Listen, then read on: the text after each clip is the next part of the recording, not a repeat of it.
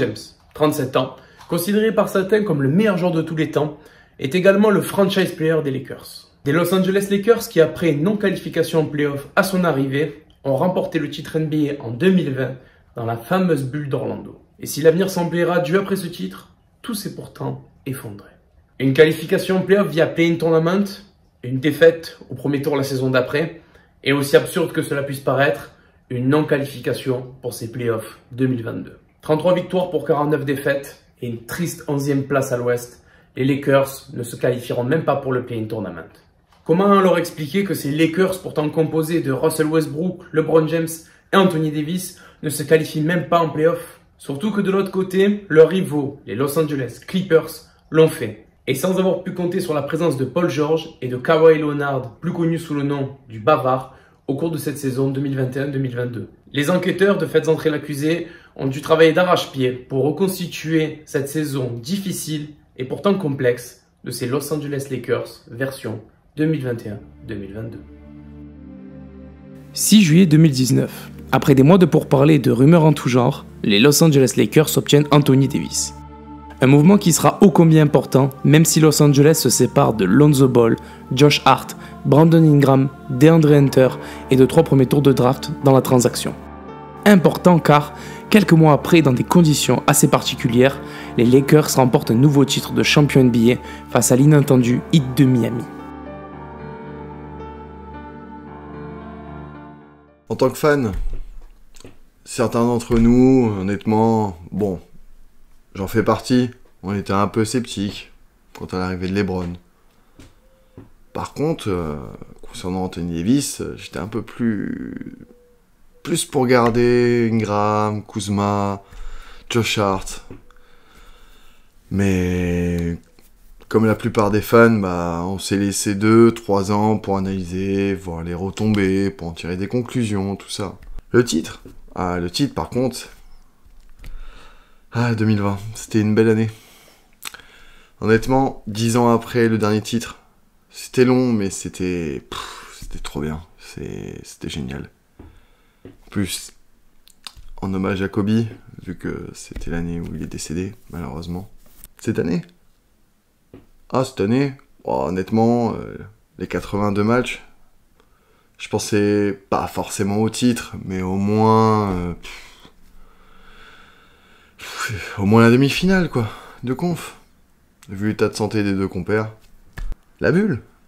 La bulle, ça a été bénéfique pour le groupe, honnêtement. Se travailler ensemble, dans le même objectif, pour rendre hommage à Kobe, avoir ce magnifique trophée, quoi.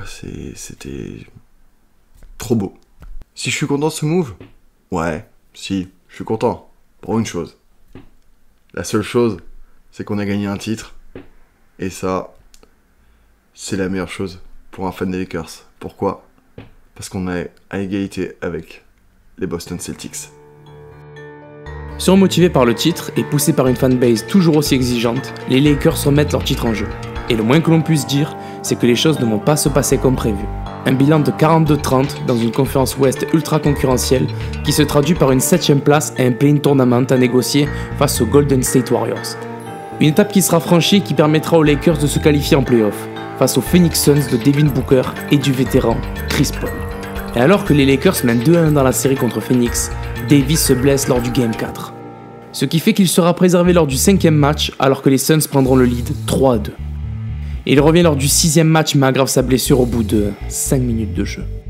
Les Lakers s'inclinent 4-2 et sortent de ce premier tour la tête basse. Mais le front office n'a pas le temps de tergiverser. Et pour repartir de plus belle pour la saison 2021-2022, les Angelinos voient les choses en grand. Très grand. Le 6 août 2021, dans un blockbuster trade à 5 équipes, les Lakers récupèrent l'inimitable Russell Westbrook. Et cela a un gros coup. KCP, Montrezl Harrell et Kyle Kuzma font leur valise.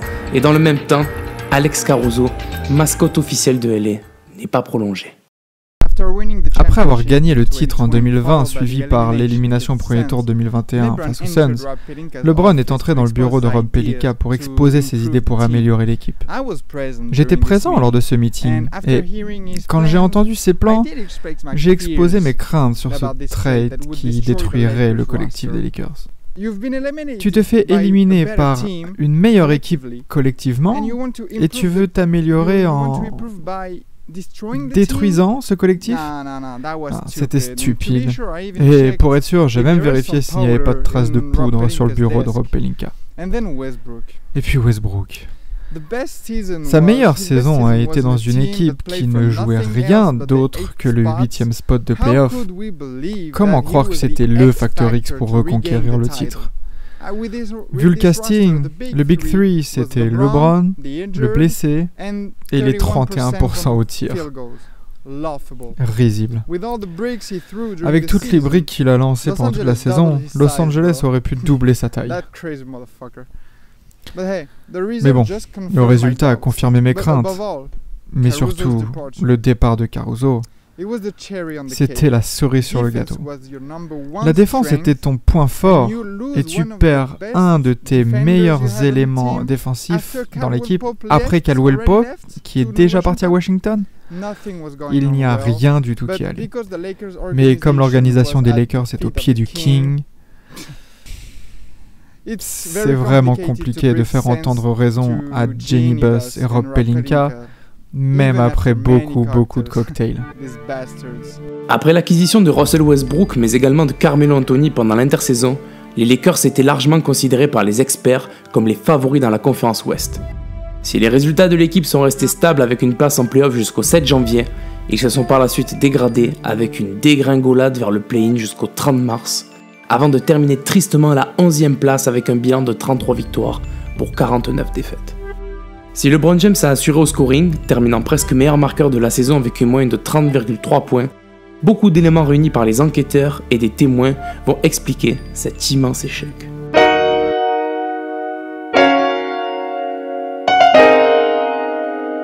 La date du 5 avril est celle dont tout le monde doit se souvenir. Non pas parce que c'est la date d'anniversaire d'un certain Justin Vacances, frère de Jourou, mais surtout parce que c'est à cette date précise que les Lakers ont été éliminés à la fois des playoffs, mais aussi du play-in tournament pour la première fois depuis 2018-2019, après une défaite 121-110 contre les Suns de Phoenix. On a voulu rapidement regrouper le plus d'informations sur cet événement et nous avons découvert que c'était la 4e fois que LeBron James manquait les playoffs dans sa carrière, dont la 2e avec les Lakers. C'est-à-dire qu'il a pu y aller avec Eric Neige et Sacha Pavosco, là, mais pas avec ses acolytes actuels. Ce qui nous a amené à fouiller davantage le dossier, et on a aussi découvert que James, Davis, Westbrook et Anthony, Tony comme on l'appelle, ont été sélectionnés dans l'équipe du 75e anniversaire de la NBA. Les Lakers étant alors l'équipe avec le plus de joueurs actifs. Malgré cela, ils n'ont pas pu se qualifier en playoff. Une terrible découverte pour la brigade et pour moi-même, Marcel Patulacci. Tout d'abord, avant de vous donner mon ressentiment quant à la saison passée des Lakers de Los Angeles, je tenais à vous faire un rappel, je dirais même remettre l'église au milieu du village. Votre Michel Jourdan, machin chose là, on bat les couilles. LeBron James est le plus grand basketteur que l'histoire ait connu. C'est le GOAT.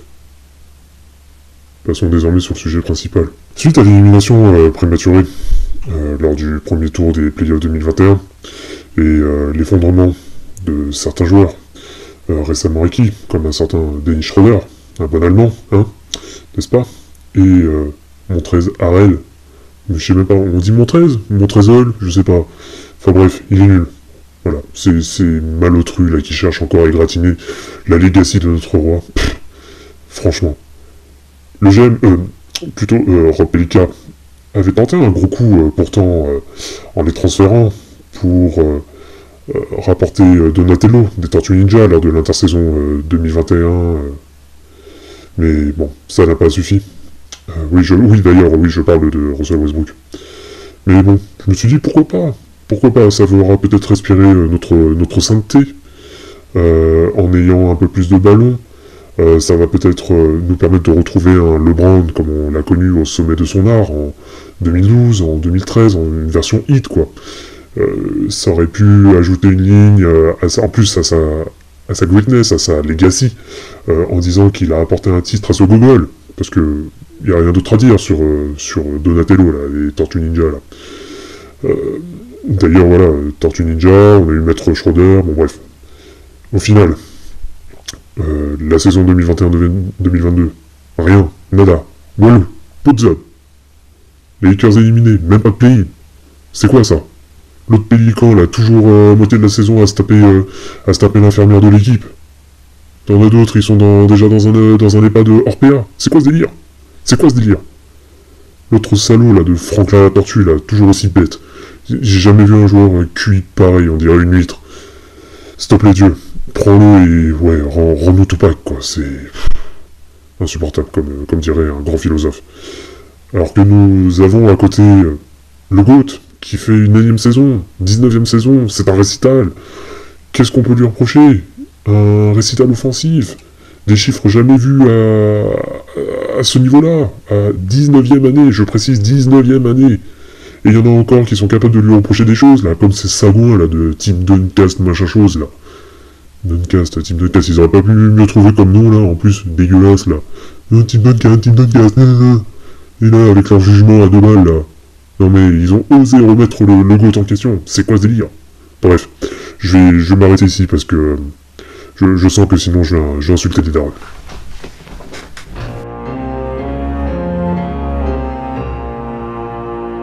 La police dispose donc de certains éléments troublants, ainsi que de témoignages pour le moins intrigants. Et pourtant, quelque chose cloche, car impossible de concevoir qu'une telle armada ne puisse accrocher le play-in tournament. Il faut donc se focaliser sur d'autres éléments annexes à l'enquête, comme nous l'explique notre expert Dominique Rizet.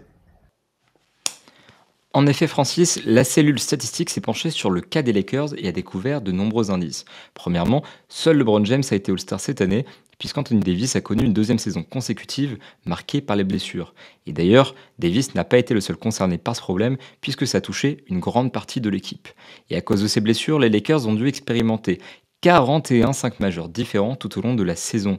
Et en particulier, le trio James, Davis et Westbrook n'a joué que 21 matchs ensemble avec un bilan de 11 victoires pour 10 défaites. Et lorsque 2 de ces 3 joueurs étaient alignés sur le terrain, Los Angeles présentait un bilan de seulement 20 victoires pour 33 défaites. Les nombreuses analyses révèlent également qu'ils ont été la seule équipe avec 100 minutes jouées ensemble, ce qui montre ici que les blessures ont joué un rôle très important et surtout évident sur le manque de chimie et de vécu collectif de cette équipe. Mais attention, ce n'est pas seulement ça qui explique les déboires des Lakers. D'autres études nous montrent qu'ils ont terminé dans les 10 dernières places en termes d'efficacité offensive, et plus grave encore, ils se sont classés 21e en termes d'évaluation défensive après avoir terminé 3e en 2019-2020 et 1er en 2020-2021, une chute phénoménale. Et si on se penche sur le cas de LeBron, mon cher Francis, son physique vieillissant commence à lui jouer des tours. S'il ne peut pas se reposer à cause du manque de rotation et des blessures les uns des autres, il risque davantage la blessure. Et justement, c'est arrivé cette saison avec une blessure à la cheville au mois de mars qu'il a disqualifié d'une course très serrée à 3 joueurs pour le titre de meilleur marqueur de la ligue. Il a terminé avec seulement 56 matchs joués contre le minimum de 58 pour prétendre à cette distinction. Et c'est bien dommage car à 37 ans, il aurait battu le record de Michael Jordan du meilleur marqueur le plus âgé qui lui l'a fait à 35 ans. Après l'étude de ces analyses, il est évident que les blessures et le manque de vécu collectif ont plombé les chances des Lakers d'accrocher les playoffs cette saison. Mais quand on cherche le responsable de cette débâcle, 3 noms reviennent de manière incessante. Anthony Davis, Russell Westbrook et Frank Vogel. Ah, les Lakers, c'est des récidivistes. Les récidivistes, on les connaît. Déjà en 2010, le mode opératoire, c'était le même. C'était le même. Et nous, journalistes, on était choqués un peu de cette affaire. On empile les noms, on prend des paris, sans même être certain que le fit y soit au final, tu vois. Et là, cette fois-ci, ça a été encore pire. T'as un LeBron qui te porte ton équipe. Hein, 37 ans, 38 ans. Le gars, dans 2 ans, c'est un papy. Dans un papy, il sera plus là. Tu sens que ton plancher, voilà, quoi, il va bientôt s'effondrer. T'as pas de matelas en dessous. T'as rien qui... pour te réceptionner. Anthony Davis, tu l'échanges contre absolument tout ce que tu as. Tout. Au final, le gars, il passe plus de temps sur GTRP que sur les parquets. Au bout d'un moment, le gars, il est censé récupérer les clés du camion quand LeBron partira en retraite. Tu as des doutes. Tu as des doutes. Alors, je veux bien. C'est la faute à pas de chance, il se blesse, tout ça, mais le mode de vie est quand même pour quelque chose dans cette histoire-là, je pense, tu vois. On connaît ce type de joueur-là. Je serais pas sûr. Hein. Je serais pas serein si j'étais les Lakers, surtout que quand on pense qu'il y a 3 ans, il était encore en concurrence pour savoir si c'était le meilleur intérieur de la ligue avec Giannis. Aujourd'hui, je compare les deux, t'as vite fait le calcul. Et le meneur? Tu as vu ton meneur? Non, mais on peut faire un débat parallèle ou... J'ai rien contre Westbrook, c'est un joueur que j'adore. Mais voilà, quand il y a les Lakers, tu attends à avoir un meneur qui puisse au moins jouer avec le roster que tu as, tu vois. Westbrook, ça tape pas le play-in, quoi. Non, mais j'ai moins de... Comment dire? Je lui en veux un peu moins qu'aux autres. Parce que, voilà, il a joué avec ses armes, il n'avait pas de poseur d'écran pour l'aider, il avait rien, voilà. Lui, je veux bien le pardonner. Non, pour moi, le principal fautif, c'est les dirigeants. C'est les dirigeants, c'est Vogel, c'est le front office, voilà. Au bout d'un moment, tu ressembles à un roster, ça sent les pads. Voilà, ça sent la vaseline, j'ai envie de dire, tu vois. Tu vois les petits vieux dans les temps morts qui dansent à salsa? C'est pareil. Au début, tu regardes, c'est un peu marrant. Tu te dis, oh, c'est cool, on implique les vieux. Après, c'est gênant. T'as envie de changer. T'as envie de passer à du basket, quoi. Voilà, tu es pour faire du basket. Je pense que cette saison, les Lakers, ça servira de leçon. Je pense pas qu'ils réitéreront la même erreur une deuxième saison d'affilée. Ils ont l'air d'avoir engagé un beau coach. Je pense qu'il arrivera un peu à faire une meilleure mayonnaise. Mais la grosse interrogation, ça reste Anthony Davis. C'est lui qui doit se remettre en forme. C'est lui qui doit épauler LeBron. Et surtout, c'est lui qui doit prouver aujourd'hui.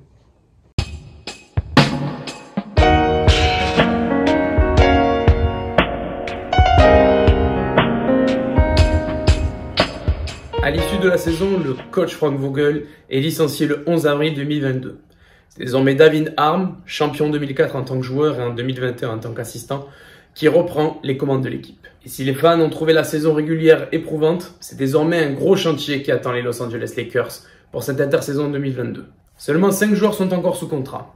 Russell Westbrook, Anthony Davis, Talen Horton-Tucker, Kendrick Nunn et LeBron James. Si Westbrook accepte sa player option, le Big Three pèsera plus de 130 millions de dollars dans le cap space des Angelinos. Et comme cette enquête vient de nous le démontrer, empiler les contrats au minimum vétérans et les joueurs en fin de carrière n'est pas synonyme de réussite. De nombreuses questions se posent désormais. LeBron James pourra-t-il réitérer une saison à ce niveau de performance alors qu'il va sur ses 38 ans? Westbrook sera-t-il encore un Lakers au coup de l'envoi de la saison prochaine? Est-ce qu'Anthony Davis aura vaincu sa maladie des os de verre? Tant de questions, aujourd'hui sans réponse, dont seul l'avenir en connaît les vérités.